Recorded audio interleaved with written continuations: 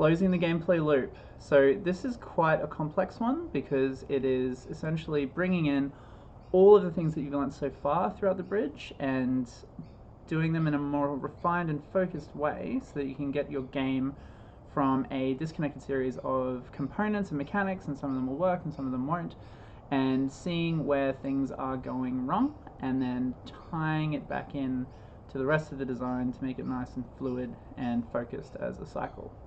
So all games had, and I've written more of a script for this one, so excuse me if I'm reading a little bit. So all games have economies, and currencies, whether they represent different things like health points or money or troops or structural integrity of individual things, whether they represent changes in state like damage or strength or temporary bonuses or disadvantages or leveling up, or the rate at which things appear, so how quickly resources or money and things are generated, how available resources are, how many victory points you can get at which time, or it can even simply be how much or how often players can interact with the system or with each other. So that's in terms of actions, turns, rounds, things like that. The total number of any of these economies should generally rarely go to 0. So if you have money in the game, it's not, most of the time it won't be a good thing if a player can completely run out of money, because then that will generally represent that they're unable to interact more with the system in a certain way. Of course, if you're doing a game where turn by turn you can spend a number of resources, that's fine if that goes to 0 per turn, but it shouldn't permanently go to 0 or be very difficult to build back up. If the game end condition requires that one or more of these go to 0, that is okay.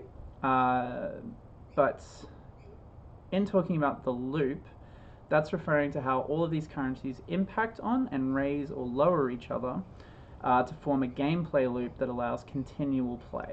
So we're not talking about how does the game end here necessarily, we're talking about how do you keep the game going until someone can reach the end condition, whether it's conquering everyone else or whether it's accumulating X number of resources or victory points or anything like that.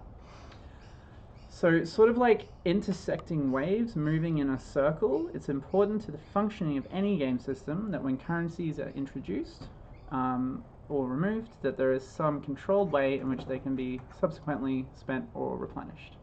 I've got a few examples to try and talk about this a little bit more, but let's go into that. So an example of a nice closed gameplay loop is the game of Risk.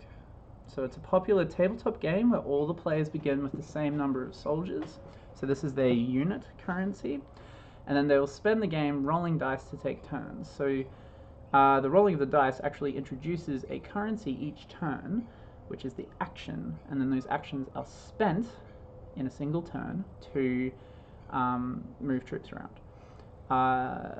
And the ultimate goal is that you're actually trying to deplete your opponent's currency of units. And that's how you win the game. But every round, so the currencies being introduced and spent are troops, which are gained by capturing countries and are spent by attacking others, actions, which are gained by rolling the dice, and then spent by moving, and turns. So all players, it's an infinite currency in this game. You'll never run out of turns until someone reaches the end, which is destroying one of your other currencies. So if the game only ran for 10 turns or something, that would be an example of having a finite amount of turn currency for the game, and that would make it a really different game because the end conditions would change, and you would have to, it would just be a very different kind of experience for the players. So this loop is a closed loop because all of the currencies actually regenerate during play, and it's only the end state of one of them being completely destroyed that finishes the game and ends one of the currencies being available. So there's no unintentional end to the game because one player runs out of possible troops or actions or turns before anyone has reached the end state. And that's often how you know that you have a broken loop, is if suddenly the players just can't do something. And generally that will not be very satisfying to the players or their opponents, or even the person that's winning, because if you're just completely trouncing someone because they literally can't make any moves that are beneficial to them, that's not as fun as actually winning against them by having superior strategy or something like that. An example of when gaps and sort of broken loops can be beneficial is with the example of things like collectible trading card games. So those are things like Magic the Gathering or the Pokemon card game, if you ever saw that. So they generally have thousands of cards and quite complicated economies of turns and actions and creatures and spells and energy and so on. But generally the currency that your opponent is trying to deplete is your health currency. So that will never, it can regenerate sometimes, but like most of the time that's the goal, is to get that health currency gone, and it's harder to regenerate that currency. So the most famous one of these is Magic the Gathering, and that has been released and annually updated for about 35 years. And so how can a game remain so popular and keep producing cards and stuff like that for decades? Well, it's because it's been deliberately designed to have a gameplay loop that encourages purchasing of newly released expansions each year by breaking the loop established by the previous cards. So in general, players have land cards, which gives you power, which is your currency each turn that allows you to, energy, to use monsters and deploy spells and do that kind of thing. So the overall core dynamic of the game is you're trying to do the most possible damage with the least possible energy, or to do the most damage with all of the the energy that you have.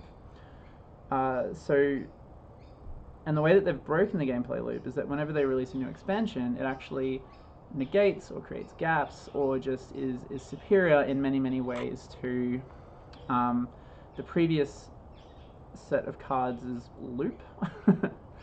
Though it's technically closed, because you can still play with a bunch of old cards, the new ones are just, they do that energy to damage conversion much more efficiently than older decks generally. Meaning that if players only play with the previous and unexpanded range of cards each year, they'll be at a disadvantage, as their turns and actions and energy and magic will run out before those with the new cards, and they don't have as much of an edge. Generally, that's not a big deal if you're just playing casually, but for serious players that compete in tournaments and things like that, it's deliberately designed to render previous editions, which sort of an edition is like all previous cards plus that year's expansion. So every year it'll just be bigger and bigger and bigger. It makes them less effective if you don't have the new cards. So it's a good business model that sustains the game and has kept it going for almost 4 decades. So depending on what you want to do, I imagine in non-for-profit science game design, it's probably not the goal, is to hook people on games for decades, but it could be. So now I'm going to get into what I call closing gaps and containing outbreaks in your gameplay loop. And these will be the most common and obvious things that are happening. And then as a game designer, you just need to track down what is causing them to happen, and that might not be what your testers think is causing it to happen. So that's in one of the next nodes.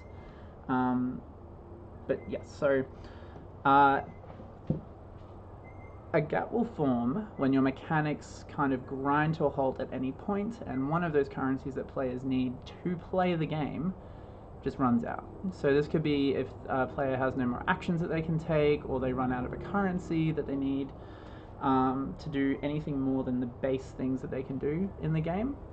An example would be Monopoly, where it's entirely possible for one player to just get trapped in an eternal downward spiral of not being able to pay rent, so they mortgage a property, and then that makes them poorer the next turn, then they can't pay rent, and then they mortgage a property, and they're just out of the game. So their currencies just keep continually degrading and running out.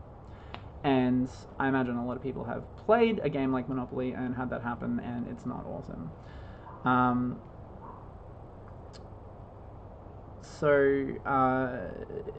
other players might be able to actually keep playing for a long time after that. So it's generally okay if everyone's currencies run out at the same time, because then that's the end of the game, but it's not fun if you essentially are barred from playing the game because you just run out of being able to play.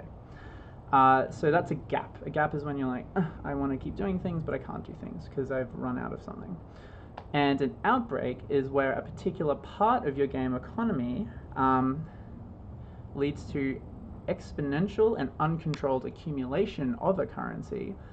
For example, in card game, there's a card game called Dominion where it's possible to gather enough village cards that allow you to draw and play another card instantly that also grants an extra action. Anyway, you can spend dozens of actions just doing villages and villages and villages. So you can end up with like 20 to 30 cards or whatever, whereas most people are only doing like 7 to 8 things per turn. So that's an example of an outbreak where that card clearly would need to have a bit of a redesign, so it's not possible to end up just being able to completely smash the rest of your opponents. So it's an oversized accumulation of resources or advantages that render the other players unable to compensate or catch up once it happens. It's not related to sort of skillful accumulation of those things. It's related to it just hasn't been designed particularly, or that hasn't been caught and fixed. So to fix these things is fairly straightforward, but it requires testing, sort of like early testing and rapid iteration, like we sort of talked about in the last node, to ensure that the pendulum doesn't swing too far in the opposite direction, and also to try and catch these things early, because they will happen. Every game ends up with gaps and outbreaks. It's just how it works, unless it's like tic-tac-toe, but even tic-tac-toe has that.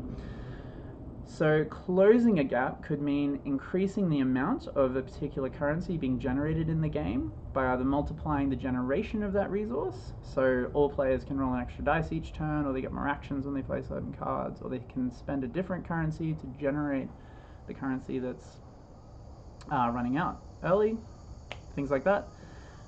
Or you can reduce the rate at which that resource is spent or depleted by decreasing the cost of certain things. Those are some ideas. Depending on the game that you're playing, you might need a different solution, but those are some good ones. And then also containing an outbreak would mean sort of the opposite. So you want to increase the costs of a particular resource, you want to restrict its generation, you want to create an upkeep mechanism by which the resource needs to be steadily spent each turn, so on. Things like that. Just more ways for that currency to be spent and to leave the system in its current state each turn. So closing gaps and containing outbreaks can be a tricky balancing act, but if you know what to look out for, you can intervene early in your testing and ensure it doesn't get out of control. So the supplied materials in this are pretty basic. It's just sort of like thought experiment in a little workshop page that goes, well, what is happening in your game that's not working? Is it a gap? Like, is something sort of being spent too fast? Or is it a outbreak? So it's one player is just getting too much of something over and over again and no one else can catch up. And then some spaces where you can try and track down the chain of economy that leads to that happening. So yeah, hopefully that helps. And we'll move on to the next node, which is talking about feedback and testing.